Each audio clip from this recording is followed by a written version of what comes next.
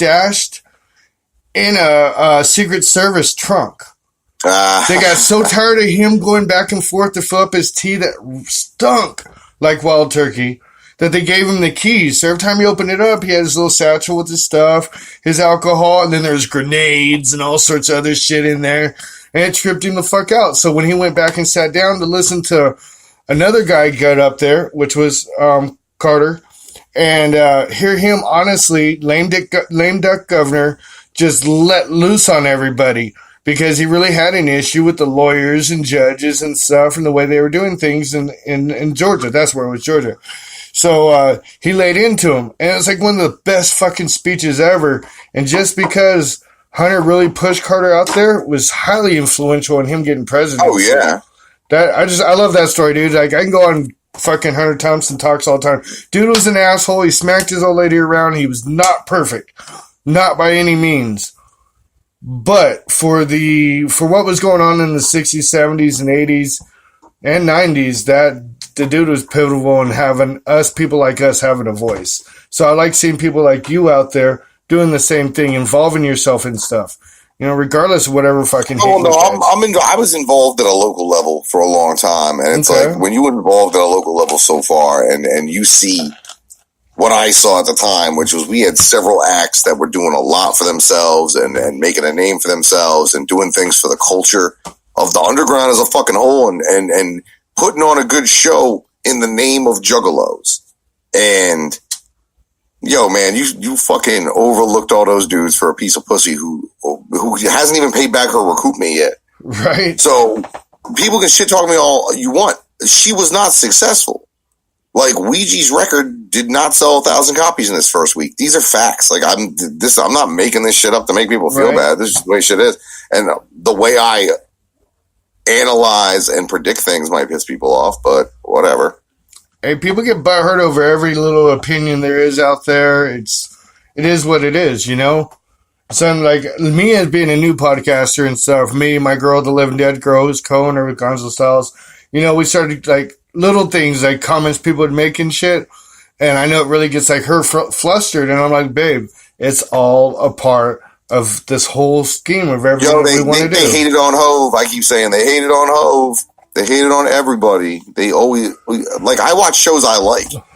And I see the live chat and the YouTube, and it's a fucking sewer.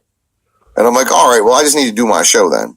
Right. You know what I mean? Just put yourself in that bubble. Can you see our chat? If you wasn't saying something that at least all you have to do is affect people. Regardless if it's good or bad, you're going to affect people. Right. That's the nature of this. And if you're not affecting people, that's when you should worry. Right. Absolutely. You know what I mean? Absolutely. But like I said, man, fucking controversy sells and draws viewers. And that sucks. Which is very true. That's what led to my rapid growth to some degree. I mean, I think I did it too. But, you know, that's why I'm not surprised when I see other people try to take me on. But there's people that's like, oh, you tried to take me on, but overall your fucking product was shit. So there was nothing there. Like I take somebody on, and the reason that it results in a sub, it results in, you know, a listener or a fan or, you know, piece of merch sold is because someone heard something controversial, but then stuck around for the rest. Right. You know, some people ain't going to stick around for the rest. If the rest of your shit is trash and you just got dragged here because of some controversial shit, people will see that and they're like, the rest is trash. Right. But a lot of people aren't seeing that. No. And, you know, it's interesting that you say that because I think, like with me, you know, a lot of people told me, like, okay, you do interviews, right? And you kind of said something that hit me earlier, too. You do interviews. Nobody wants to sit and watch an interview. That's why I usually do all the other bullshit stuff with it, you know. It gets kind of out there, but, like, the whole idea, like, my show, The Couch, was two homies sitting on the couch, smoking, chilling, catching up, seeing what's going on, and talking shit about stuff. You know what I mean? And that was always the aspect of it, is be able to sell it. Like, you know, like talking with you, like I know. Well, interviews are a marketing tool. And you get canned questions, you get canned answers to some degree. There's variations to that. There's some people doing the interview format amazing right now. But I mean, I do good interviews. And that's overall, it's about being able to have that conversation and getting that information that you would get during the interview, but just getting it there in the fucking conversation. Right, exactly. Not what's your, and then the other thing, this fucking bothers me, because especially in our fucking lane, let me tell you, especially in our lane, and this happened to a friend of mine's artist. A friend of mine has an artist, and that artist went on Carnival Spirits to talk about her new release with Twisted.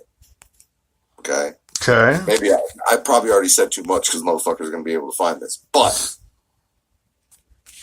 they fucking asked her, like, what's your favorite ICP song? She's not an ICP fan. She never was. She was there to interview as an artist. Right. So don't call a fucking artist in for an interview and then make the interview about their fandom of ICP. Unless you're making it clear in advance that's what it is. Right.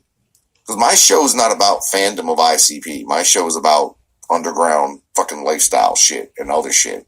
And at this point, my fucking travels, which is about as fucking interesting a story as I think you can get.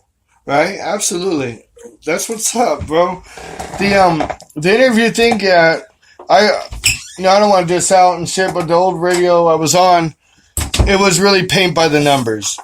Now, much love to him because he had over 7,000 fucking interviews and stuff, you know? But at the same time, and I think it's what kind of killed him too, is too many Juggalo rappers wanting too much when they really didn't earn it yet. You know what I mean? It really wasn't there, you know? And it was always paint by numbers. I think if you're marketing anything as Juggalo anything, you need to stop. Yeah. And because the ICP's not even doing that. Because they don't even own that fucking word. So get the fuck out. Like, you shouldn't be. If I can search Juggalo rap on YouTube and find you, stop. Right. Stop. Go another fucking direction. If you're painting your face strictly because the clowns did it, stop. Right. Stop. Like, there's people who painted their faces that I have no problem with. And most of them who do it, I can trace their inspiration to said face paint back to something other than Juggalos. Yeah. Extra Overdose being an example. He painted his face before he was ever fucking aware of what a Juggalo was. And the reason I know that is because I'm involved in the Grind Mode Cypher here on the East Coast, which he is a fucking key member of. Yeah. And I had this conversation with him where I said, look, man, the face paint, where'd it come from? Why? Are you familiar with these guys? And he wasn't. So I know that. So there's a couple of people like that. Lex being another. Lex didn't know about fucking Juggalos, but he painted his face. Right. So I have a lot more respect for that. You know what I'm saying? I get being and that's like, you have artists like Zool. Zool's not yelling Juggalo nothing. Right. Nor should they be. As far as I'm concerned, that shit's become a brand name, a tainted brand name. Absolutely. And it's a shame. Jugga anything or anything low, or if your fucking education is Juggalo University on Facebook. First of all, heads, nobody graduates from Juggalo University. Number one, not a single. Their graduation rate is 0 in that motherfucker. Right. Two, after your non-graduation from Juggalo University, you cannot get a job at the Dark Carnival. The Dark Carnival is not hiring. You cannot submit your resume versus jobs.com and get an entry-level intern position with the Dark Carnival. The Dark Carnival is not hiring. Wow. So don't. So just stop. Especially if you're a rapper. Like, if you're a rapper and your name is like there's exceptions. There's exceptions to all I have to say. Right. And for example, there is somebody who's super fucking mad at me, mad enough he put a whole EP out threatening to beat my ass. And, like, his whole deal is, like, no, like, Twisted put out a song before they ever left Psychopathic called Whoop Whoop. It's on Wicked. Right. It's a good time for us to talk about it because of the whole Wicked weekend just went down. Right. Whoop Whoop. The lyrics to that are very, very fucking clear. And if you listen to that song, you get what they're talking about. Are artists that go on stage and whoop, but are not directly attached to anybody who should be whooping. Right. And they say, you can never do what I do, even if I became you. So all these copycats and juggalo wannabes and dudes painting their faces strictly because the clowns did it and all this shit, that should have been all wrapped up years ago, and it wasn't. It was in places like where I'm from. Face painters don't get real far here. If you look at our openers on our shows, we got a guy named Problematic. He's a hip-hop dude. He just happens to be a fucking juggalo and support the scene. Outland Camp, same deal. Fucking trio dudes, heavy, grimy, northeastern hip-hop music, but they're fucking juggalos. That's what we call juggalo music. Music made by juggalos is juggalo music to me. Right. Music made for juggalos is you trying to cash in on my culture, and that's a fucking vulture fucking move. Absolutely. Absolutely. You picking the bones of something that's not even keeping the clowns afloat. How far you think the gag's going to go before it fucking runs out? And what are you going to do if the ICP train does stop? And not to mention how fickle the fans are. Juggalos are, ninjas are, whatever. Very fickle. You know, like I painted, spray paint. I did my face, you know. I'll do it for some interviews and shit. Like, but I got my own unique take on it and shit, you know. But it's more inspired for coming out of like California, Southern California and shit. And, you know, for a long time, like, okay, see, I came out, I'll be called New Gen, even though I'm 41 years old, because I came from the West Coast, out of Cottonmouth Kings, you know, Spaded and shit, you know, punk rock, you know. And for a while, like when Cottonmouth and ICP were beefing, like Juggalos were on site. And you know what I mean? I was like, okay, whatever, you know. Fucking, I get it, but I don't get it. You know, and then the whole bro scene happened, and they started attacking punk rockers and juggalos. And I was like, dude, this is where you guys came from. Now you got all these knack-ass fake fuckers doing it. Now you're attacking these fools. And I'm like, you know what? These juggalos have done nothing but shown me love, which few ones are out in Southern California.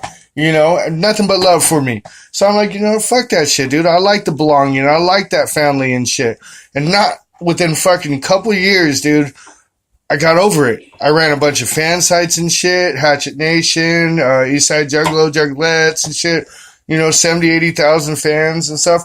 But I got so tired of being an intermediate in between all these fans talking all this shit, and I got over it, you know? Like, if I see fam, people are always going to talk shit, but, like, at some point, this shit's fucking warranted. And it just gets retarded, because now their big run is the rebel flag, which... it goes both ways with it and shit, you know what I mean? Like, I just... yeah, but that's the other thing. They put out a song about that. That should be a fucking foregone conclusion to some degree, too. Right? But then you have people like Boondocks and shit come out of, you know, the South and shit. Like, it's fucked up that it gets... something small just becomes so big because it actually interferes with other people on my, you know, on my team and shit that feel one certain way when others feel another certain way, and... it just fucks shit up. I get so tired of the juggalo shit. I don't care who I lose or whatever. It gets mad diluted. Dude, it's horribly. Like, if so, everybody, a bunch of people like to make this point. Oh, you can't go to clown shows. So I can't go to clown shows. So, you know how many other fucking shows I go to? Like, right? Basically, okay, I've traded one show for status at so many others. Right? Why would I give a fuck? Like, if you're...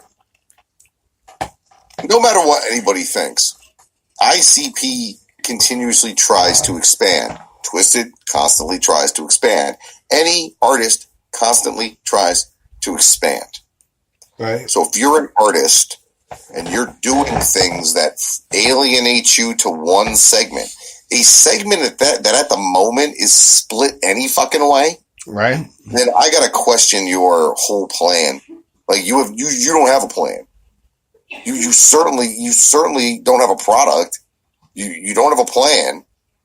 So that's why it's like I like the idea of overall underground entertainment. Like I'm not doing fucking 6 hours a week or not. Like there's a show out there right now doing like 15 hours a week of repeating things I said on my show and cat.